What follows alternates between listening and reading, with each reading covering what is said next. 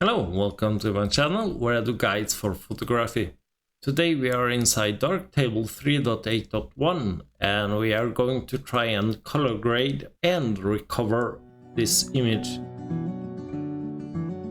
As you can see, it's really badly overexposed, which means we are blowing highlights right and left.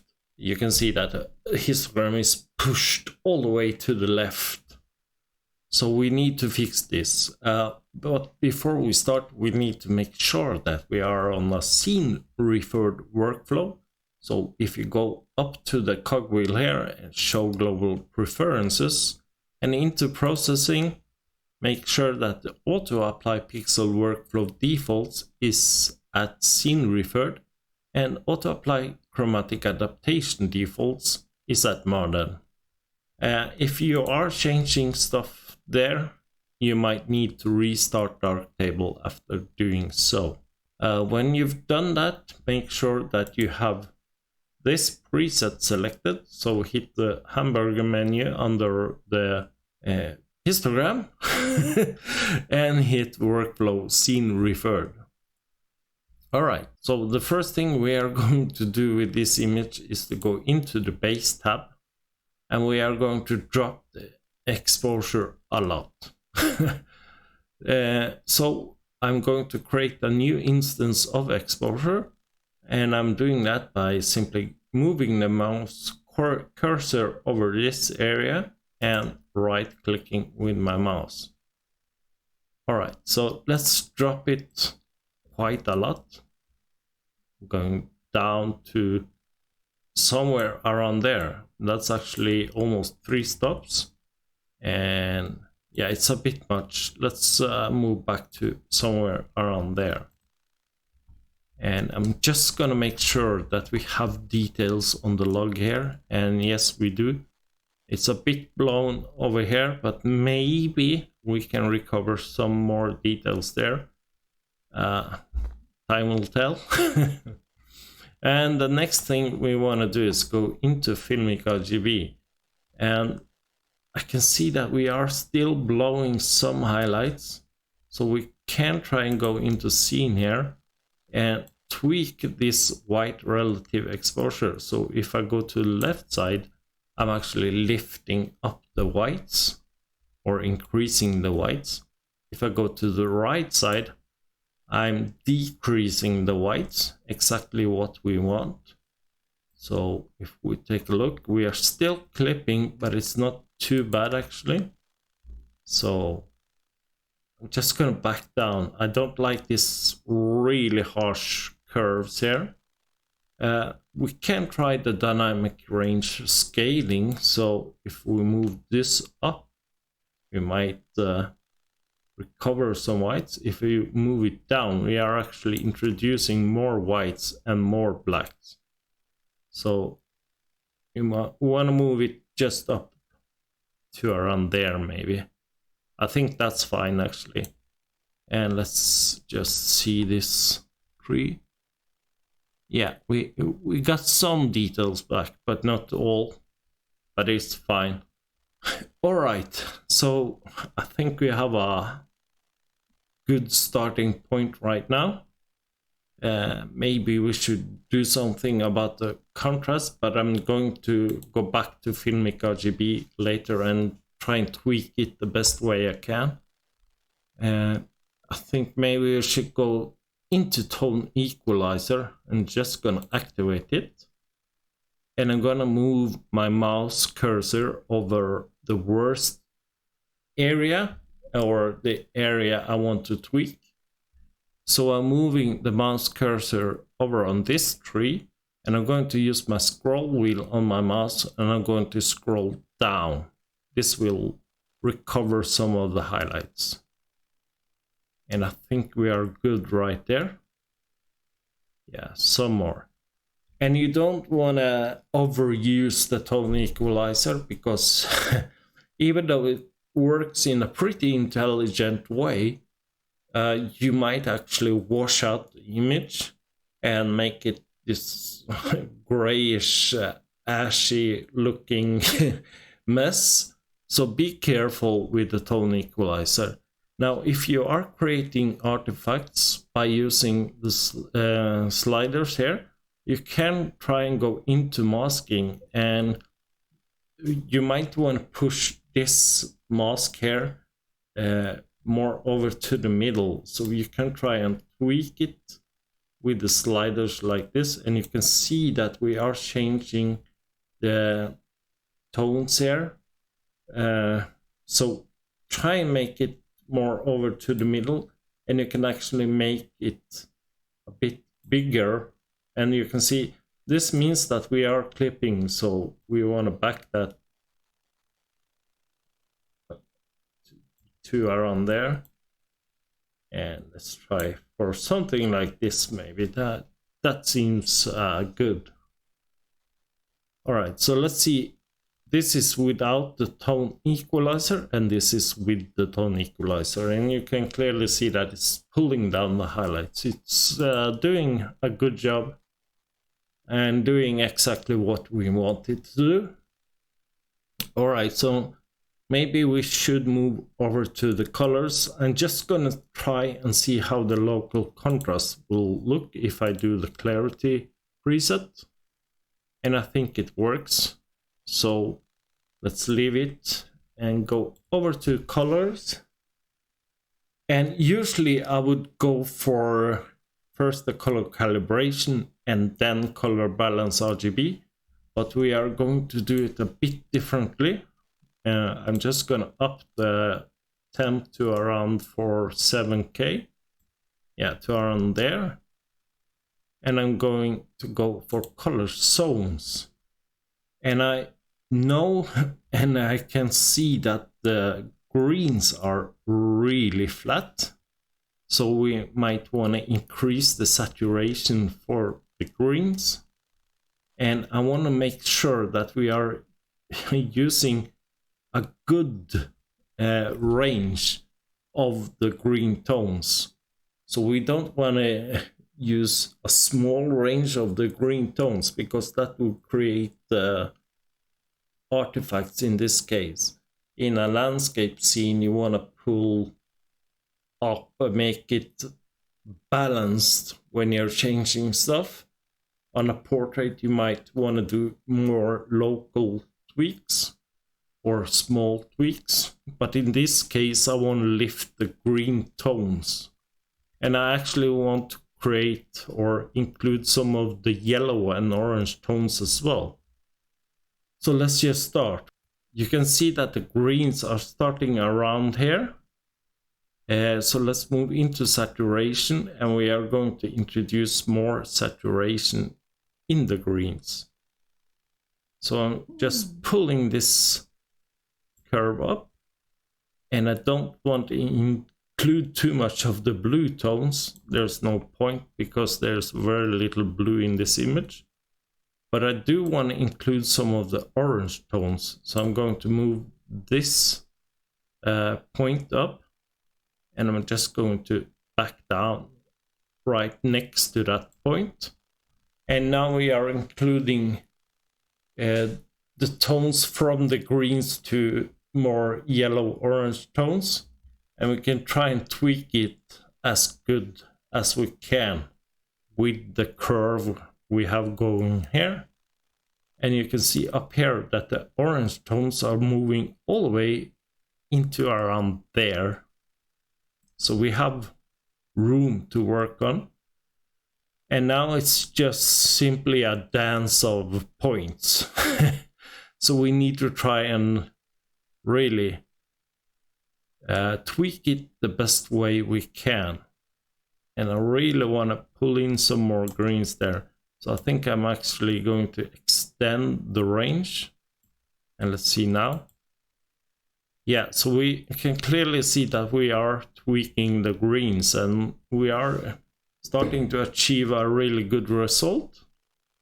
And we also want to make the orangey, earthy colors pop.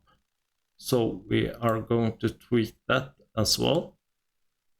So just moving around and seeing on the image what's going on. And I think we got it there. I think that's fine. And I think we also have some reds, so I'm actually going to introduce more saturation to the reds as well. And let's see now. And yeah, I really like that. So I think we are done with the color zones. I don't want to do anything more inside there. So what we did was simply introducing more saturation between the yellow tones and the green tones. Now let's move into color balance RGB, and we can try and tweak the highlights right away. So if we go down to perceptual brilliance grading, we can try and drop the highlights. The perceptual brilliance grading is where you can tweak the contrast in the tones. So for example, I can pull down the highlights, and that will actually pull down the whites and the highlights, as you can see in the histogram. So if I go up, I'm introducing more highlights, and that actually works as well. So I think I might be going for something like that. Yeah, we are clipping pretty badly, so let's go down somewhere around there. All right. Yeah, I think I like that. Now we can try and go up on the shadows and lift the blacks just a bit, or go down on the shadows and introduce more contrast between the blacks and the highlights. And we can of course try and tweak the midtones as well. So if we go up on the midtones, we are creating contrast between the shadows and the midtones. And yeah, it's easy to see what's going on here. Maybe we want to go the other way, to somewhere around there. Yeah, I think that's fine. And at this point we can start and pull in more vibrance and really boost the colors. But I kind of think we are at a good place right now. But let's try and see. So if I go up to here where we have global vibrance, I can really try and pull in some more hotness, some more vibrance, and it's doing a good job. We can introduce even more contrast, and I think I want to do that, but I'm not sure if I want to do it inside color balance RGB or filmic. So yeah, let's try filmic actually. So if we go to filmic RGB and into look, we have a contrast slider here as well. Let's pull that up quite a bit. Yeah, and I think I like that a lot. So let's go back to the color balance RGB and just try some contrast there as well. And now we can even pull in more colors. Maybe I want to pull in some more or boost the midtones a bit. And you can clearly see what's going on when I do that. And I think it's doing a nice job actually. Let's pull in some on the highlights. It's starting to be really too much on the highlights, so I'm thinking maybe we should stop around there. And yeah, let's go down to perceptual saturation grading and see what happens if we do some global saturation. And of course that will pull in even more colors. And you have to remember that this was a really colorful scene. We started with a really flat image, but it was flat because it was really badly overexposed. This image is part of a series of bracketed images, but for this video I wanted to learn or show you how to recover a badly overexposed image and try to make something nice out of it and try to match it with what I saw that day. And the reason I took this image at all was simply because it was a wide range of colors and wide range of contrasts. So we are really close to what I saw. I think maybe I saw a bit more of some sort of reddish tones, and we can try and introduce that. This video will be long, but yeah, let's try in a way. So let's just see where we started. So we started right here, and then we dropped the exposure a lot. So let's see right here, and with all the color changing, the color grading, we are at this point. And this is really close to what I saw that day. Just need to lift the shadows a little bit there. Something like that. All right. So let's create a new instance of color calibration. And this is, you can do a lot of stuff here. We are not going to change anything in the cat here. We can go in and try and introduce more reds if we want to. So if I go and pull that, wow, that was really violent. Just somewhere around there. Let's see. So this is without, and this is with the changes. So it's really subtle. So let's try and introduce even more. And let's drop the greens in the red channel just a little bit. So yeah, I don't know, somewhere around there. So it's a really small change. Let's see, this is without the color calibration, and this is with. So it's a really small change here. Let's go into the green channel and let's pull the greens up just to show what happens. And we are getting this luscious green scene, and I kind of like it. But let's back down. White. Yeah, let's back down to around there. And these changes are really small, but they are there, and it's looking quite good. So this is without the color calibration 1, and this is with. Let's go into colorfulness, and we can, for example, go down on the green channel, and that removes some of the greens, but I don't want to do that. We can go up and pull in even more greens, and now it's starting to look really crazy. So I don't think I'm going to change the greens too much. We can try and make the reds more obvious. So if we go up, you can see that, yeah, it's now starting to look like really late in the golden hour. And if we go down on the reds, we are of course removing the saturation or color intensity from the red channel. Let's go for something like this, and I think that's fine.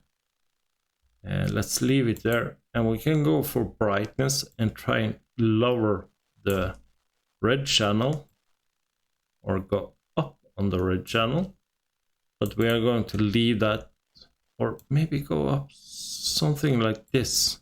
Yeah, that's fine. So you can clearly see what's happening when we tweak these sliders. So using the color calibration as a color grading tool, that's really useful. And you can do a lot simply by using this. And you can see that we are even lifting the light here. And I simply think we are going to stop there. And yeah, I kind of like where we are at right now. I would do some dodge and burn. Actually, I would do a lot of dodge and burn in this image, but I'm not going to do that in this video because that would simply take too long. The video would be really long. Now, let's take a snapshot here and let's hit this one. So this is where we started and this is where we are at. It's a bit dark, so we can try and fix that. Let's simply go into base tab and this exposure and just go up slightly. And I'm watching the histogram so I don't start to clip the highlights again. And let's go for color balance RGB and go up on the shadows just a bit. And drop the highlights just to compensate what we did with the exposure. And I think that's pretty great actually. And last thing we can try and do is just to see what happens if we do just a little bit more contrast. And I think it's fine there. We can go into the correct tab, or we should actually go into the correct tab. And we should go through the usual suspects. So denoise profile, lens correction, chromatic aberration. And if we want to pull in more contrast, we can try the haze removal. The haze removal is of course there to remove haze, but it also pulls in more contrast. So let's do that. And yeah, it didn't do a lot there. Yeah, actually it pulls in quite a bit of contrast. Now there is one other module that we could try and use on this image, and that's the shadows and highlight module. And the shadows and highlights module is outside of the scene referred workflow, but it's really rare that it creates any artifacting, so we can try and use it. And it lifts the shadows and it drops the highlights. I don't want to drop the highlights anymore, so let's keep it around there maybe. And if we want to, we can go up even more on the shadows, but I'm thinking maybe not. Let's see. This is without and this is with. It's a bit too much. Let's go down slightly. And I think maybe we should drop the exposure a bit more so we get that really contrasty scene. Let's have a look here. Yeah, I think it looks okay. So considering where we started, it looks quite good. So we started at this point and we are now around here. So it needs some more minor tweaks, but this is a huge difference, and it's a good way to learn the different tools inside Darktable. It's really a learning experience by using those tools. So the most important tools we are using here is of course the filmic, but it's also the exposure and tone equalizer. This is simply allowing us to really tweak the tonal range and the highlights and the shadows. And then we are moving over to the color tab and we are using color zones, the color balance RGB and the color calibration tool. And this allows us to change this image from this mess to this. So quite a few tools, but those tools have a wide range of use. And you can use those tools for portraits, event photos. So it's not just a typical landscape tool. And I really recommend that you use those tools, those 4 or 5 really important tools, and play around with them, because you can learn so much from doing so. And remember that you can always go back a few steps if you mess up, or you can even reset the image totally. So you're not breaking your images by playing around.